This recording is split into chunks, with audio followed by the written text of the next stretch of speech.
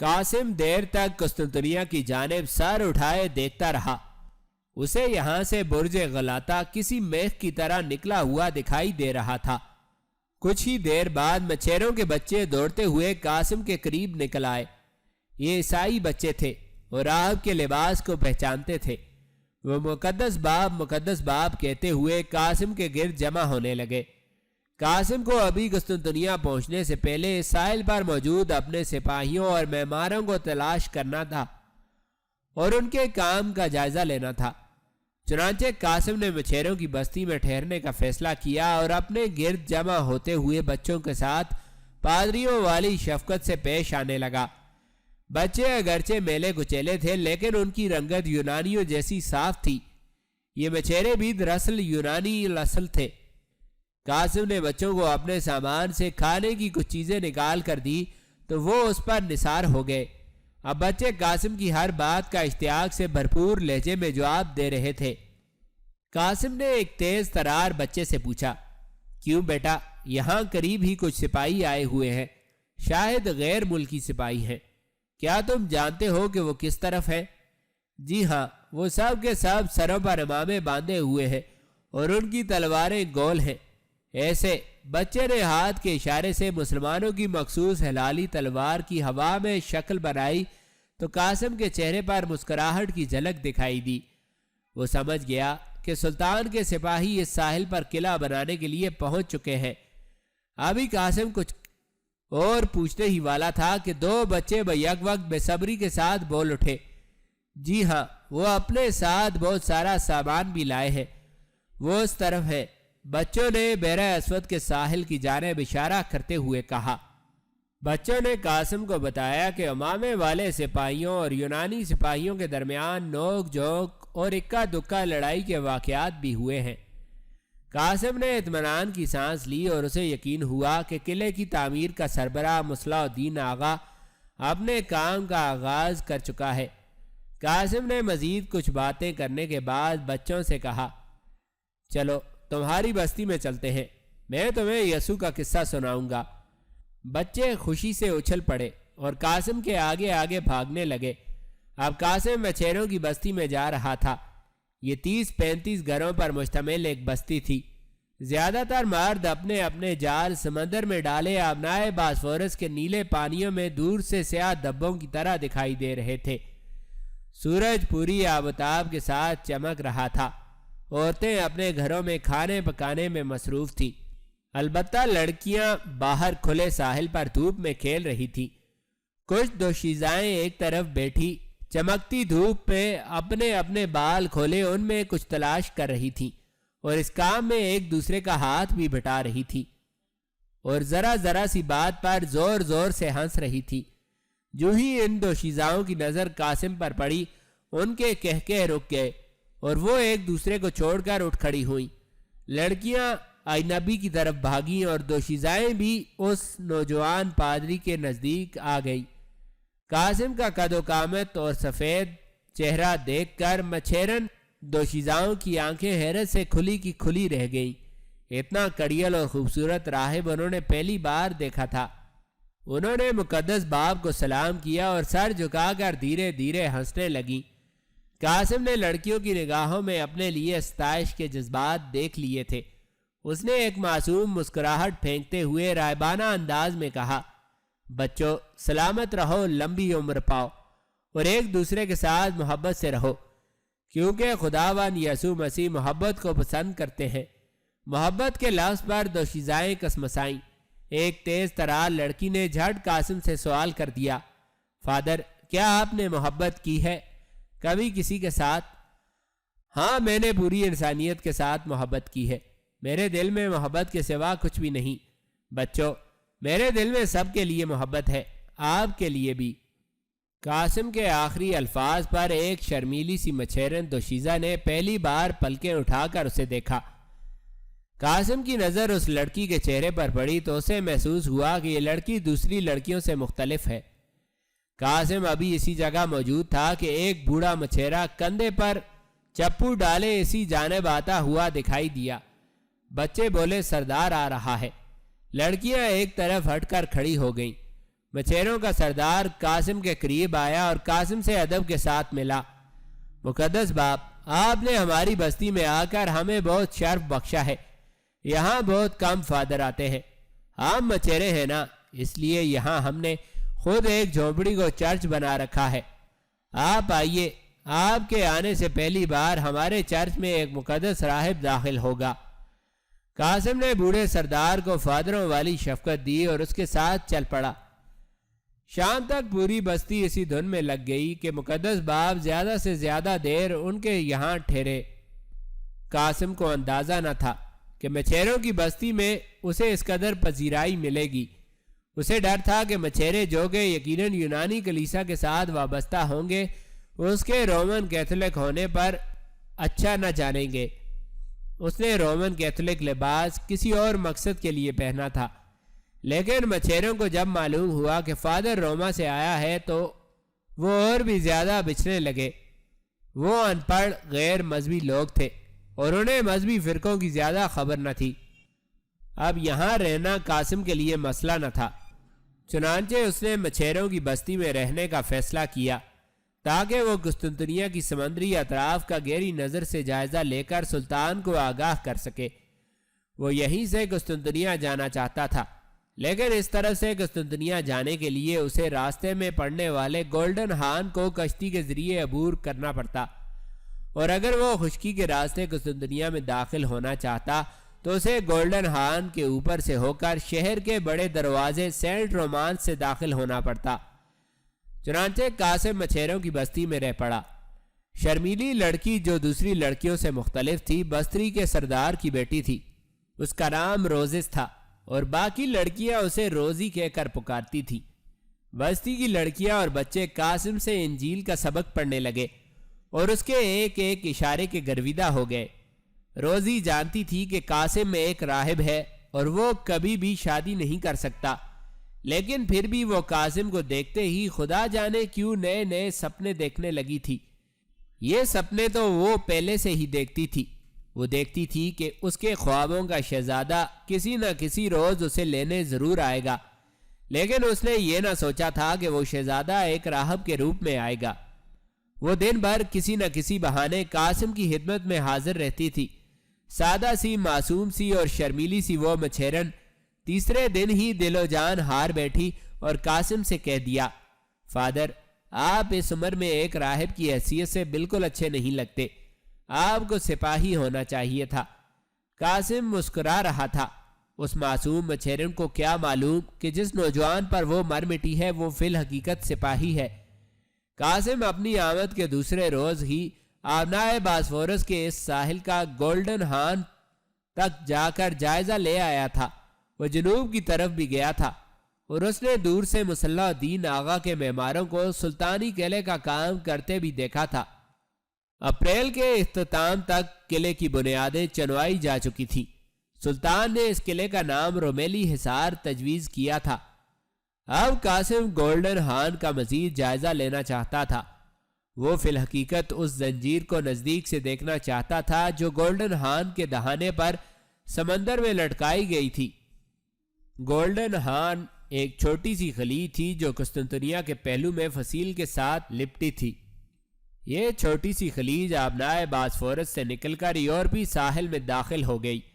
عام طور پر چھوٹے جہاز اور کشتیاں جو آبنائے میں چلتی ہیں اس خلیج میں بھی داخل ہو جاتی ہیں۔ گولڈن ہان کی جانب سے قسطنطنیہ کی یورپی تجارت ہوتی تھی۔ اسی جانب شہر کا ایک دروازہ تھا جو خلیج میں کھلتا تھا۔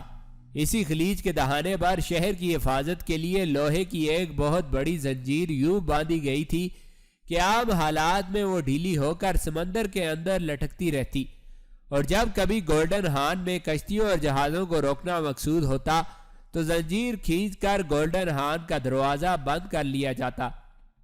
روز اول سے کوئی بھی فاتح قسطنطنیہ کو اس لیے فتح نہ کر سکا کہ یہ زنجیر خلیج کے دہانے پر اس کا راستہ روک لیتی۔ قاسم اسی زنجیر کو نزدیک سے دیکھنا چاہتا تھا۔ آج مچھیروں کی بستی میں اسے 5واں روز تھا اور آج صبح ہی ایک ایسا واقعہ پیش آ گیا تھا جس نے قاسم کو کسی قدر چونکا دیا تھا۔ جب صبح یونانی سپاہیوں پر مشتمل کیسری فوج کا ایک دستہ مچھیروں کی بستی میں آ نکلا تھا، سپاہیوں کو جو ہی علم ہوا کہ بستی میں نیا پادری آیا ہے، وہ اس پادری سے ملنے چلے آئے، لیکن جو ہی ان کی نظر قاسم کے مذہبی لباس پر پڑی وہ ٹھٹک گئے۔ ان کے سپہ سالار نے قاسم کے جبے پر بنے پاپائے روم کے نشان کو دیکھ کر قاسم سے پوچھا، مقدس باپ یہ کیا ہے؟ قاسم نے اپنے چہرے سے کوئی پریشانی ظاہر نہ ہونے دی اور بڑی بے نیازی سے کہا، یہ عظیم باپ پوپ کا عطا کردہ نشان ہے۔ لیکن قاسم جواباً دستہ سالار کی بات سن کر حیران رہ گیا۔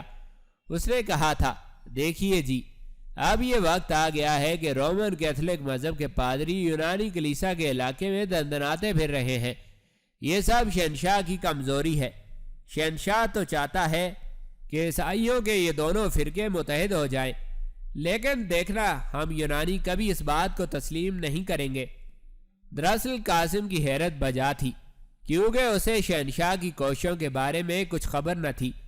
حقیقت یہ تھی کہ کیسر اسی روز سے چوکنا ہو گیا تھا جب عثمانی فوج کے کچھ سپاہی آبنائے باسفورس کے یورپی ساحل پر آن اترے تھے، اور شہنشاہ نے اسی روز سے قسطنطنیہ کی حفاظت کے لیے ایڑی چوٹی کا زور لگانا شروع کر دیا تھا۔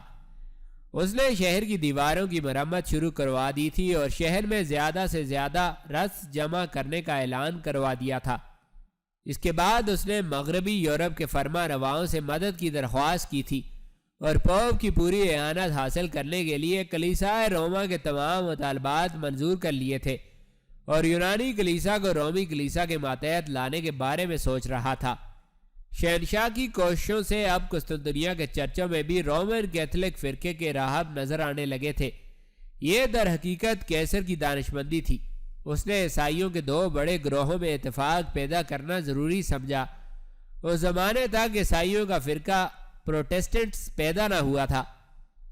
عیسائیوں کا ایک گروہ روما کے چرچ کو پیشوا مانتا تھا اور دوسرا گروہ قسطنطنیہ کے یونانی کلیسا کو ہدایت پر تسلیم کرتا تھا۔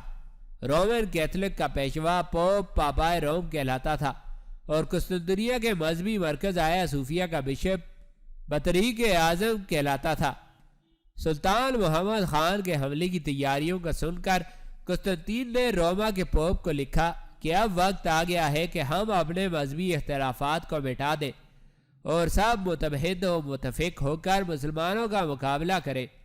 میں بخوشی آپ کے عقائد کو تسلیم کرتا ہوں اور آپ ہی کو آیا صوفیہ کا پیشوا ماننے کو تیار ہوں۔ یہی وجہ تھی کہ دونوں فرقوں کے درمیان تھوڑی بہت آمد و رفت شروع ہو گئی تھی۔ قاسم کو ان باتوں کا علم نہیں تھا۔ یہی وجہ تھی کہ وہ یونانی دستے کے سالار کی بات سن کر حیران ہو رہا تھا۔ اس نے تعجب سے پوچھا، یہ آپ کیا کہہ رہے ہیں؟ کیا شہنشاہ دونوں کلیساؤں کو متحد کرنا چاہتا ہے؟ یہ تو بہت اچھی بات ہے۔ میں تو کہتا ہوں سب انسانوں کو متحد ہو جانا چاہیے۔ قاسم نے جھوٹ بولا تھا، حالانکہ وہ دونوں کلیساؤں کے اتحاد سے بالکل خوش نہیں ہوا تھا۔ اس نے رومن کیتھولک کے راہب کا بیس ہی اس لیے اختیار کیا تھا کہ وہ کافروں کے بیچ میں حائل نفاق کو اور ہوا دے سکے، تاکہ کفار کے دونوں دھڑے حملے کے وقت ایک دوسرے کی مدد کو نہ آ سکیں۔ لیکن دستہ سالار نے تو عجیب بھی بات سنائی تھی۔ اس کا مطلب تھا کہ قسطنطین مدافعت کی پوری تیاریاں کر رہا تھا۔ قاسم نے سوچا کہ یہ اطلاع اہم ہے اور ضروری ہے کہ سلطان کو مغربی یورپ کی جانب سے بروقت خبردار کر لیا جائے۔ وہ یہی کچھ سوچ رہا تھا کہ سالار بولا، مقدس باپ، آپ تو جانتے ہیں کہ یونانی مر سکتے ہیں لیکن اپنا مذہب نہیں چھوڑ سکتے، اس لیے آپ دیکھیے گا کہ یہ اتحاد کامیاب نہیں ہوگا۔ ابھی تو آپ ہمارے مہمان ہیں کیونکہ قسطنطین نے آپ کو ہمارے ملک میں دعوت دی ہے، لیکن بہت جلد رومن کیتھولک کے پادری ہمارے مہمان نہیں رہیں گے، اس لیے بہتر ہے آپ بارش آنے سے پہلے چھت کا کوئی اور انتظام کر لیں۔ یونانی دستے کا سالار اتنا کہہ کر اپنے دستے سمیت واپس چل دیا، جبکہ مچھیروں کی بستی کے تمام چھوٹے بڑے جو اب فادر کے ساتھ مانوس ہو چکے تھے، اپنے لٹکے ہوئے اور اداس چہرے لیے قاسم کے ارد گرد کھڑے تھے۔ یہ آج صبح کا واقعہ تھا اور اب باقی دن معمول کے مطابق گزرا۔ وہ دن بھر یہی سوچتا رہا تھا کہ کسی طرح تعمیر ہوتے ہوئے رومیلی حصار تک جا کر مصلح الدین آغا کے توسط سے سلطان محمد خان کو عیسائیوں کے عنقریب ہونے والے اتحاد کی خبر بھیج سکے۔ وہ آج مغرب کے بعد رومیلی حصار کی طرف جانا چاہتا تھا۔ وہ انہی خیالوں میں گم تھا کہ بڑی بڑی آنکھوں والی مچھیرن روزی اس کے نزدیک آ کر کھڑی ہو گئی۔ روزی بہت دل گرفتہ تھی، کیونکہ آج صبح یونانی سپاہیوں نے سارے لوگوں کے سامنے نوجوان راہب سے پوچھ گچھ کی تھی۔ اسے سپاہیوں کا رویہ توہین آمیز محسوس ہوا، اور پھر یونانیوں کے اس دستہ سالار سے تو روزی کو اور بھی نفرت تھی، کیونکہ وہی شخص تھا جس نے جنگل میں روزی کی کلائی پکڑ لی تھی۔ اگر اس کی سہیلیاں شور نہ مچاتیں تو یونانی دستہ سالار کے ہاتھوں اس کی آبرو تار تار ہو چکی ہوتی۔ روزی اس شخص کو گزشتہ 1 سال سے اسی علاقے میں گشت کرتا دیکھ رہی تھی۔ اس کا نام مکرون تھا، اور یہ قسطنطین کی ساحلی چوکیوں کا نگران تھا۔ مکرون آج صبح بھی جب مچھیروں کی بستی میں داخل ہوا تو اس کی نیت اسی حسین مچھیرن کو اپنے دام فریب میں جکڑنے کی تھی، لیکن بستی میں داخل ہوتے ہی باکو مچھیرے نے اسے نوجوان راہب کے بارے میں بتا کر چونکا دیا۔ باکو نے اسے یہ بھی بتایا کہ سردار کی لڑکی اس نوجوان راہب کے آگے پیچھے گھومتی ہے۔ باکو مچھیرا خود روزی پر بری نظر رکھتا تھا، لیکن سردار کے سامنے اس کی بالکل دال نہ گلتی تھی۔ خود روزی بھی اس کے بدبودار بدن سے نفرت کرتی تھی۔ اس کے لمبے لمبے بال، جن کے ساتھ کئی ماہ کی مٹی چپکی ہوتی، اس کی آنکھوں کے سامنے لہراتے رہتے، اور اس کی بائیں آنکھ سے ہمہ وقت پانی بہتا رہتا۔ بائیں آنکھ کے سامنے لہرانے والے بالوں نے اسے آشوب چشم کا دائمی مریض بنا دیا تھا۔ اس پر مستزاد یہ تھا کہ وہ ایک ٹانگ سے کسی قدر لنگڑا کر بھی چلتا تھا، گویا اس کی شخصیت ہی روزی کے لیے کراہیت انگیز تھی۔ باکو سردار کے ڈر سے روزی کو کچھ نہ کہہ سکتا تھا، ورنہ اس کا بس چلتا تو وہ اسے زبردستی اٹھا لیتا۔ نوجوان راہب بستی میں آیا اور روزی راہب میں دلچسپی لینے لگی تو باکو کے پیٹ میں بھی مروڑ اٹھنے شروع ہو گئے۔ وہ 5 روز سام کی طرح بل کھاتا رہا، لیکن کل بالآخر اس کے ذہن میں ترکیب آئی اور اس نے یونانی سپہ سالار مکرون کو جا کر نئے راہب کے بارے میں بتا دیا۔ یہی وجہ تھی کہ وہ آج علا صبح سپاہیوں کے ایک دستے کے ہمراہ مچھیروں کی بستی میں آیا تھا۔ مکرون گزشتہ 1 سال سے سردار کی بیٹی روزی پر نظر رکھے ہوئے تھا۔ روزی نے کافی دیر کی خاموشی کے بعد ہولے سے قاسم کو مخاطب کیا۔ آج جو کچھ ہوا، ہم سب بستی والے اس کے لیے شرمندہ ہیں۔ دراصل یہ شخص جو یونانی دستے کا سالار تھا بہت بدنیت شخص ہے۔ آج آپ کے ساتھ اس نے جو بدکلامی کی وہ آپ کی وجہ سے نہیں بلکہ میری وجہ سے تھی۔ قاسم نے پہلی بار روزی کی جانب چونک کر دیکھا اور کسی قدر حیرت سے کہا، کیا مطلب؟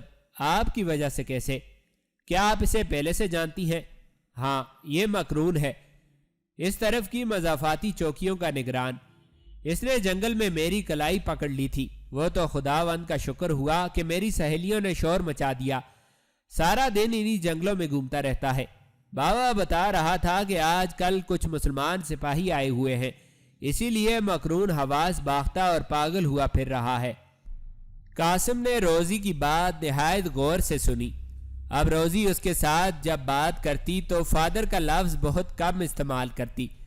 قاسم اس کی آنکھوں میں لکھا پیغام محبت پڑھ چکا تھا، لیکن وہ یہاں محبت کرنے نہیں آیا تھا۔ یہی وجہ تھی کہ اس نے خود کو روزی کی بڑی بڑی آنکھوں میں ڈوبنے سے بچائے رکھا۔ شام ہونے والی تھی اور وہ اندھیرا ہوتے ہی رومیلی حصار کی جانب نکل جانا چاہتا تھا۔ مچھیروں نے قاسم کو پہلے روز ہی ایک صحت مند گھوڑا فراہم کر دیا تھا تاکہ وہ کتاب مقدس کی تعلیم کے لیے ارد گرد کے دیہاتوں اور بستیوں میں جا سکے۔ قاسم نے روانہ ہونے سے پہلے بڑے عجیب انداز میں روزی سے کہا، روزی، میں سب کے لیے مقدس باپ ہوں، لیکن تمہارے لیے نہیں۔ میرے دل میں تمہاری عزت ایک دوست کی طرح ہے۔ میں پاس کی بستی میں کسی ضروری کام سے جا رہا ہوں اور مجھے تمہارے تعاون کی ضرورت ہے۔ روزی کے لیے جوان راہب کا یہ انداز تخاطب بالکل نیا اور اچانک تھا۔ وہ یکلخت ہی ہواؤں میں اڑنے لگی۔ قاسم کی آواز نے اس کے کانوں میں نہ جانے کیا گھول کے ڈال دیا کہ اس کا چہرہ شرم سے گلنار ہونے لگا۔ اس کی آنکھوں میں حیرت تھی، لیکن پھر بھی زور زور سے سر ہلا کر قاسم کو اپنے تعاون کا یقین دلانے لگی۔ پھر اس نے پوچھا، میری جان بھی آپ کے لیے حاضر ہے، آپ حکم کیجئے، مجھے کیا کرنا ہے؟ آپ صرف اتنا کیجئے کہ میرے کہیں جانے، واپس آنے یا یہاں سے غیر حاضر رہنے کا کسی کو پتہ نہ چلے۔ روزی نے ایک لمحے کے لیے کچھ سوچا اور پھر فوراً تیار ہو گئی۔ آپ بے فکر ہو کر جائیے، پیچھے کسی کو کچھ پتہ نہیں چلے گا کہ آپ کہاں ہیں، میں سب سنبھال لوں گی۔ لیکن کیسے؟ آپ کیا کریں گی؟ یہ آپ مجھ پر چھوڑ دیجئے، آپ بے فکر ہو کر اپنا کام نپٹائیے۔ سائے ذرا گہرے ہوئے تو قاسم گھوڑے کی پشت پر سوار ہو کر انجیر کے درختوں کی اوٹ میں غائب ہو گیا۔ اس نے اپنے گھوڑے کو آبنائے باسفورس کے ساحل کے نزدیک رکھا اور رومیلی حصار کی جانب رخ کر کے گھوڑے کو سرپٹ چھوڑ دیا۔ اگلے لمحے گھوڑا ہوا میں اڑ رہا تھا۔ رومیلی حصار یہاں سے کافی فاصلے پر تعمیر ہو رہا تھا، جبکہ قاسم کم سے کم وقت میں مصلح الدین آغا تک اپنی بات پہنچا کر واپس بستی میں آنا چاہتا تھا۔ اس نے اس طرف روانہ ہونے سے پہلے روزی سے اس طرف کا راستہ معلوم کر لیا تھا۔ اسے معلوم تھا کہ راستے میں یونانی سپاہیوں کے ساتھ مٹبھیڑ ہونے کا اندیشہ بھی ہے۔ وہ پوری طرح تیار ہو کر نکلا تھا اور اب گھوڑے کی گردن پر جھکا تیز ہوا کا سامنا کر رہا تھا، جو گھوڑے کے سر پر دوڑانے سے اسے لگ رہی تھی۔ اپنے اندازے کے مطابق جب وہ بخیر و عافیت رومیلی حصار کے علاقے میں پہنچ گیا تو اس نے گھوڑے کی باگیں کھینچ لیں۔ اسے یقین تھا کہ یہیں کہیں عثمانی فوج کے ترک سپاہی کسی ہوشیار چیتے کی طرح چوکنے پہرا دے رہے ہوں گے۔ اب وہ گھوڑے کی دلکی چال سے آگے بڑھنے لگا۔ اسے اندازہ تھا کہ یہیں کہیں جنگی قلعہ رومیلی حصار کی تعمیر ہو رہی ہے، لیکن رات کی تاریکی میں وہ تعمیر تو نہیں ملاحظہ کر سکتا تھا۔ چنانچہ وہ محتاط انداز میں آگے بڑھنے لگا۔ دن کی روشنی میں جب وہ ایک مرتبہ رومیلی حصار کی جانب آیا تھا تو اس وقت اس نے عام شاہراہ کا لمبا راستہ اختیار کیا تھا۔ آج وہ کم وقت میں اور خفیہ طریقے سے اس طرف آنا چاہتا تھا۔ یہی وجہ تھی کہ اس نے ساحل کے ساتھ ساتھ چلتے ہوئے انجیر کے گھنے درختوں کا راستہ لیا۔ ابھی وہ کچھ سوچ ہی رہا تھا کہ اسے اپنے سامنے آہٹ سنائی دی، اور پھر اگلے لمحے اسے مسلمان سپاہیوں کا ایک پورا دستہ نظر آ گیا، جو ایک ساحت پہلے درختوں اور جھاڑیوں کی اوٹ میں تھا۔ ترک سپاہیوں نے قاسم کو اپنے نرغے میں لے لیا۔ ان کے ہاتھوں میں ننگی تلواریں تھیں اور وہ گھیرا تنگ کرتے ہوئے قاسم کے نزدیک آ گئے۔ قاسم نے اپنا چہرہ ایک رومال سے چھپا رکھا تھا اور اپنی تلوار نکالے بغیر ترک سپاہیوں کے سردار کو دیکھ رہا تھا۔ کچھ دیر بعد قاسم نے بولنے میں پہل کی، السلام علیکم ورحمۃ اللہ وبرکاتہ۔ الحمدللہ میں مسلمان سپاہیوں میں ہوں، آپ لوگ مجھے انجینئر مصلح الدین آغا سے ملوا دیجئے۔ قاسم کے الفاظ سے دستے کے سوار چونکے اور پھر سردار نے آگے بڑھ کر قاسم سے سوال کیا، تم کون ہو اور مصلح الدین آغا سے تمہیں کیا کام ہے؟ قاسم کو ایسے لگا جیسے وہ شخص خود مصلح الدین آغا ہی ہے۔ قاسم ادرنا میں اس سے مل چکا تھا اور سلطان کے دربار میں بھی وہ دونوں اکٹھے ہوتے رہتے تھے۔ قاسم نے پھر بھی اپنے چہرے سے کپڑا نہ ہٹایا بلکہ مصلح الدین آغا سے کہا، میں آپ کا دوست ہوں اور ایک اہم پیغام آپ تک پہنچانے کے لیے آیا ہوں۔ آپ مجھے پہچانتے ہیں لیکن میں اپنا چہرہ آپ کو علیحدگی میں دکھاؤں گا۔ مصلح الدین آغا کے کانوں کو قاسم کی آواز مانوس محسوس ہوئی، لیکن وہ اسے پہچان نہ سکا۔ اس نے اپنے سپاہیوں کو ایک طرف ہو جانے کا اشارہ کیا اور ترک سپاہی ایک طرف ہٹ کر کھڑے ہو گئے۔ قاسم نے مصلح الدین آغا کے سامنے اپنے چہرے سے رومال ہٹاتے ہوئے کہا، اچھا ہوا آپ مجھے یہی مل گئے۔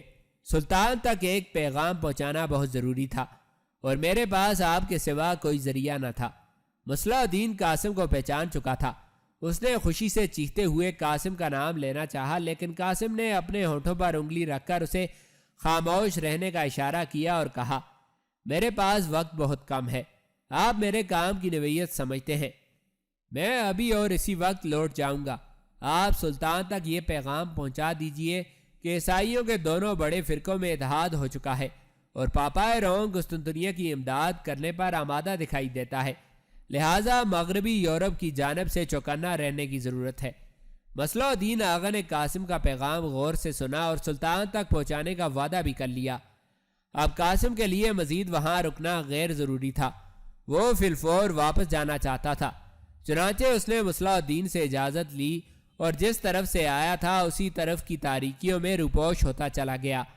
مصلح الدین اور اس کے سپاہی اپنی اپنی جگہ ششدر کھڑے اندھیری رات کے اس مسافر کو اپنے سنتھان راستوں پر جاتا ہوا دیکھتے رہے۔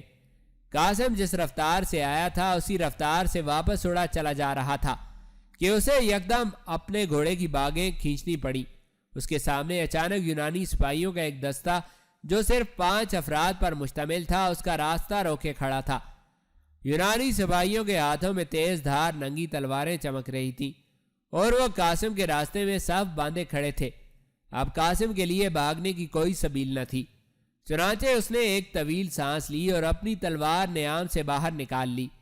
ان 5 سواروں میں سے بائیں طرف کھڑے لمبے دڑنگے یونانی سپاہی نے گریدار آواز میں قاسم سے پوچھا، کون ہو تم اور اس وقت کہاں سے آ رہے ہو؟ قاسم ایک راہب کی حیثیت سے لوگوں کے سامنے اپنا آپ ظاہر نہ کرنا چاہتا تھا، چنانچہ اس نے مچھیروں جیسا لہجہ اختیار کرتے ہوئے جواب دیا، مچھیرا ہوں جناب، اپنا ایک خنجر ڈھونڈنے کے لیے گیا تھا۔ ڈھونڈتے ڈھونڈتے شام ہو گئی لیکن وہ ملا نہیں، اب واپس اپنی بستی میں جا رہا ہوں۔ اس جھوٹ سے قاسم کی بات نہ بنی کیونکہ ایک یونانی سپاہی اسے پہچان چکا تھا۔ اس کے آسانی سے پہچان لینے کی وجہ تو یہ تھی کہ اس نے آج صبح ہی مقرون کے ہمراہ اس رومی لباس والے راہب کو دیکھا تھا۔ چنانچہ اس سپاہی نے تلوار لہراتے ہوئے انتہائی غصے سے کہا، تم جھوٹ بکتے ہو، میں تمہیں پہچان چکا ہوں، تم مچھیرے نہیں، وہی رومی راہب ہو جسے ہمارے سالار نے خبردار کیا تھا۔ تمہیں ہمارے ساتھ چلنا ہوگا، تم اپنے آپ کو حراست میں سمجھو۔ اب قاسم نے خود کو چوہے دان میں پھنسا ہوا محسوس کیا، اس کا پول کھل چکا تھا اور مقرون کے پاس پہنچ کر اس کے مارے جانے کے 100% مواقع تھے۔ چنانچہ قاسم نے تلوار لہرائی اور ان 5 پر بیک وقت حملہ کر دیا۔ بہت دن ہو گئے تھے اسے اپنے بازوؤں کی قوت آزمانے کا موقع نہیں ملا تھا۔ اس نے بھوکے شیر کی طرح یونانی سپاہیوں پر حملہ کیا اور تعداد کی پرواہ کیے بغیر پے در پے تاوڑ توڑ وار کرتا چلا گیا۔ اس کی تلوار رعد و صاعقہ کی طرح دشمن کی تلواروں پر برس رہی تھی۔ رات کی تاریکی میں تلواریں آپس میں ٹکرائیں تو ننھی ننھی چنگاریاں فضا میں بکھر جاتی۔ قاسم کے 2-4 ہاتھ دیکھتے ہی یونانی سپاہیوں کو اس کی مہارت اور قوت بازو کا اندازہ ہو گیا۔ وہ اسے گھیرے میں لینے کی کوشش کر رہے تھے لیکن انہیں مسلسل شرمناک ناکامی کا سامنا کرنا پڑ رہا تھا، اور پھر قاسم کی تلوار سے بیک وقت 2 سپاہی کٹ کر گرے تو ان کے گھوڑے بدک کر بھاگ کھڑے ہوئے۔ اپنے 2 سپاہی گرتے دیکھ کر باقی 3 بھی ہمت ہار گئے، لیکن اب قاسم ان میں سے کسی کو بھی زندہ نہیں چھوڑنا چاہتا تھا۔ یہ لوگ قاسم کی اصلیت جان چکے تھے اور اس لیے اس نے تہیہ کر رکھا تھا کہ وہ ان سب کو جہنم واصل کر کے بستی میں لوٹے گا۔ قاسم کی تلوار ایک تیسرے سپاہی کے سر پر ایسی پڑی کہ اس کے وجود کو 2 برابر حصوں میں کاٹ دیا۔ یہ ہیبت ناک منظر باقی 2 سپاہیوں کے لیے ناقابل برداشت تھا، چنانچہ انہوں نے راہ فرار اختیار کی اور لڑائی چھوڑ کر اپنے گھوڑوں کو ایڑ لگا دی۔ ان کا رخ رومیلی حصار کی طرف تھا۔ قاسم نے بھی اپنا گھوڑا ان کے پیچھے چھوڑ دیا اور دوڑتے ہوئے گھوڑے کی لگامیں چھوڑ کر زین کے ساتھ لٹکی اپنی کمان اتار لی۔ اگلے لمحے قاسم کا ایک سنسناتا ہوا تیر کمان سے نکل کر ایک سپاہی کے عقب میں لپکا، لیکن رات کی تاریکی میں دوڑتے ہوئے گھوڑے سے چلایا گیا تیر مفرور یونانی سپاہی کو لگنے کی بجائے اس کے گھوڑے کی پشت میں پیوست ہو گیا۔ گھوڑا بدک کر بری طرح اچھلا اور پھر اپنے سوار کو اپنی پیٹھ پر سے گرانے کے لیے بری طرح کودنے لگا۔ یونانی سپاہی موت کے خوف سے گھوڑے کی پیٹھ پر اپنا توازن برقرار نہ رکھ سکا اور گر پڑا، لیکن بدقسمتی سے اس کا ایک پاؤں گھوڑے کی رکاب میں پھنسا رہ گیا۔ دوڑتے ہوئے زخمی گھوڑے نے اپنے سوار کی مطلق پرواہ نہ کی اور اسے لیے ہوئے جنگل کے اندر دوڑتا چلا گیا۔ گرے ہوئے سپاہی کا سر پتھریلی زمین کے ساتھ مسلسل ٹکریں کھاتا جا رہا تھا۔ قاسم نے سوچا کہ اس سپاہی کے بچنے کی کوئی امید نہیں کی جا سکتی، چنانچہ اس نے ایک لمحے کے لیے بھی روکنے کی کوشش نہ کی اور آخری یونانی سپاہی کے خاتمے کے لیے برابر تیز رفتاری سے بڑھتا رہا۔ اب مفرور صرف ایک تھا اور وہ جس طرف بھی جاتا قاسم اس کے پیچھے تھا، لیکن اس سے پہلے کہ قاسم اس کو جا لیتا رومیلی حصار کے قریب پہنچ جانے کی وجہ سے ترک پہریداروں نے اسے دیکھ لیا۔ پہریداروں کا ایک پورا دستہ اس کے راستے میں حائل ہو چکا تھا۔ یونانی سپاہی نے اپنے آپ کو چاروں طرف سے گھرے ہوئے دیکھا تو فوراً اپنی تلوار پھینک دی اور زندگی کی بھیک مانگنے کے لیے گڑ گڑانے لگا۔ اب قاسم جیسے غیرت مند جنگجو کے لیے ضروری تھا کہ اسے زندہ چھوڑ دیتا، لیکن وہ قاسم کے راز سے واقف ہو چکا تھا اور یہ بات اس کے بڑے مقصد کے لیے نقصان دہ ثابت ہو سکتی تھی۔ اس لیے قاسم نے اسے قتل کرنے کی بجائے مسلمان سپاہیوں کو بآواز بلند پکارا اور کہا، یہ یونانی سپاہی ہے، اسے گرفتار کر لو۔